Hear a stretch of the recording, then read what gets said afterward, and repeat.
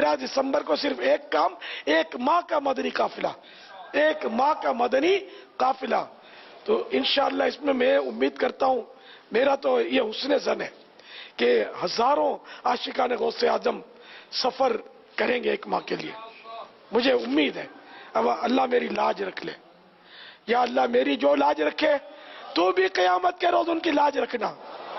غوث اعظم کے جھنڈے تلے اس کو اٹھانا اور غوث پاک کے جھنڈے تلے وہ جلوس نکلے. میں بھی ان کے پیچھے پیچھے ہوں اور سب پیارے آقا صلی اللہ تعالی علیہ وسلم کے پیچھے شامل ہو جائیں اور یوں باغ جنت میں محمد مسکراتے جائیں گے، پھول رحمت کے جڑیں گے، ہم اٹھاتے جائیں گے انشاءاللہ. تو سب ایک ماہ کے مدنی قافلے میں سفر کی دھام دھوم سے تیاری کیجئے کہ بس آپ کو نوکری سے تو ترکیب بنانی ہے، والدین سے ترکیب بنانی ہے، بچوں کی امی ہے تو اس سے ترکیب بنانی ہے، کسی کی حق تلفی نہیں ہونی چاہیے، یہ ذہن میں رکھیے گا. ایسی بھی نہیں کہ کاروبار تباہ کر کے آپ چلے گئے، اسکوٹر کار بیچ دی اور قافلے میں سفر کر لیا. نہیں، اس کا بھی میں نہیں کہتا، لیکن ایک تعداد ہے کہ جن کو یہ نہیں کرنا پڑے گا لیکن وہ سستی کی وجہ سے سفر نہیں کرتے. تو ایسا نہ کریں، سستی کو چستی سے بدل دیں. میرے مرشد غوث پاک کے ایصال ثواب کی بھی نیت کر لیں کہ غوث پاک ویسے ہی آج 900 سال کے بعد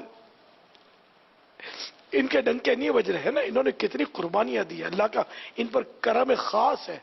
کتنی عبادتیں، ریاضتیں اور دین کی خاطر آپ نے محنتیں کی ہیں، اور یہ سب خاص فضل و کرم ہے اللہ کا ان پر. کاش اس دریائے کرم کا کوئی ایک آدھ چھینٹ ہم پر بھی پڑ جائے، اپنا بھی بیڑا پار ہو جائے. تو سب نیت کریں، اپنی نیتیں لکھوائیں اور ایک ماہ کے مدنی قافلے میں 13 دسمبر یا کہیں اگر 1-2 دن 4 دن آگے پیچھے بھی ہے تو کوئی بات نہیں، اس میں شریک ہو جائیں.